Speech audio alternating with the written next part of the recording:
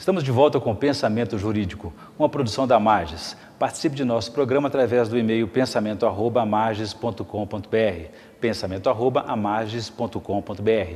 Hoje estamos discutindo as novas regras do Serviço de Atendimento ao Consumidor, SACs, ou call centers, como são chamados. Nossa entrevistada é a juiz Miriam Vaz Chagas, do Juizado Especial das Relações de Consumo da capital mineira. Doutora Miriam, gostaria de explorar um pouco mais essas mudanças dessas regras do Serviço de Atendimento ao Consumidor e aquelas intermináveis transferências para outros atendentes. Isso também tem que acabar. Isso eu considero que é a grande alteração promovida por esse decreto. Porque agora, em caso de cancelamento, préstimo de informação e reclamação, o consumidor ele deve ser atendido diretamente por um atendente. No primeiro menu eletrônico já deve estar prevista ali essa possibilidade. Se ele objetiva cancelar o plano, o contrato que ele mantém com o prestador de serviço, o que ele deve fazer? Ele deve ter esse atendimento em no máximo 60 segundos e através de um atendente. Ele não pode ser repassado para um outro setor, enfim, ele não pode ser cozinhado, digamos assim.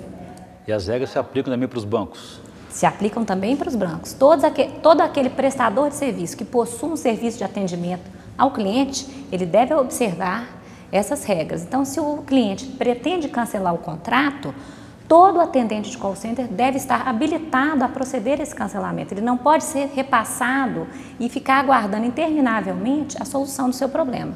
Cancelamento tem que ser imediato, porque qual que é o maior motivo das queixas hoje em dia?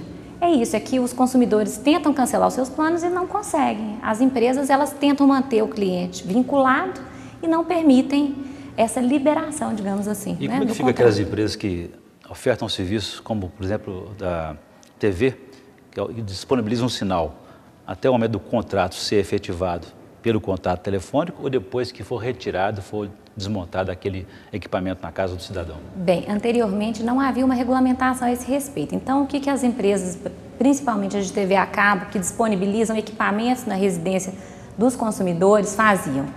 O consumidor cancelava o contrato e eles cobravam até a efetiva prestação do sinal, a disponibilização do sinal. Com o decreto, isso ficou alterado. A partir do momento da solicitação do cancelamento do contrato, a partir daí, a empresa de TV a cabo ela não mais pode cobrar pela prestação de serviço, ainda que ela disponibilize esse sinal. Ela não pode cobrar. E ainda que o consumidor não tenha adimplido o contrato. Se ele requerer o cancelamento, esse cancelamento deve ser efetivado de pronto. Parece que tem uma novidade também para os portadores de deficiência nessas novas regras. Exato. O decreto garantiu o acesso preferencial a esses consumidores, ou seja, os serviços de atendimento ao cliente devem estar preparados para receber esse tipo de deficiente, de consumidor, e ficou facultado aos prestadores de serviço destinar um número exclusivo para esse atendimento de pessoas portadoras de deficiência auditiva. Na hora da reclamação, o que os consumidores precisam fazer? E aqui em procurar, a senhora falou do PROCON, Ministério Público, não é isso? Exato, para que procedam as reclamações.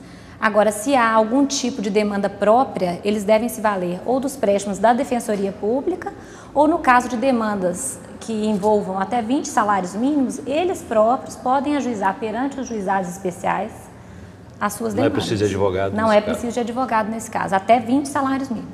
E tipo de provas que a Justiça vai cobrar do cidadão na hora de... Sempre esse caso de reclamações ou de danos gerados por uma má prestação de serviço, eles são sempre de difícil comprovação. Então, o que o consumidor deve sempre ter em mira? Requerer, solicitar os números de protocolo dos atendimentos, a fim de que o judiciário possa solicitar essas gravações, inverter o ônus da prova, para que a prova realmente se faça, validamente. Em relação ao tempo de resposta, quanto tempo ficou estabelecido por esse decreto? Bom, após o consumidor ele realizar a reclamação junto ao serviço de atendimento ao cliente, os prestadores de serviço têm até 5 dias para dar uma resposta a esses consumidores.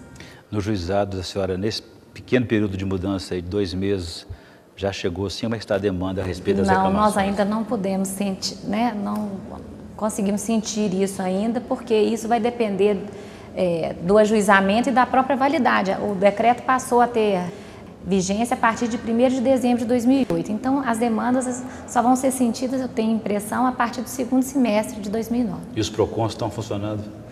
Tenho a impressão que sim, nós esperamos que sim. Doutora Mira, aquela ligação também ser finalizada antes da efetivação do contato do consumidor também não pode ser interrompida mais? Não pode, também vem previsto isso no decreto. O consumidor ele deve ter a sua reclamação finalizada e o atendimento telefônico ele não pode ser encerrado antes de que ele tenha uma resposta do que vai ser feito, né? De quais as providências que vão ser adotadas para a solução do seu caso. Falando em resposta, o tempo médio de uma ação no juizado especial dura quanto tempo?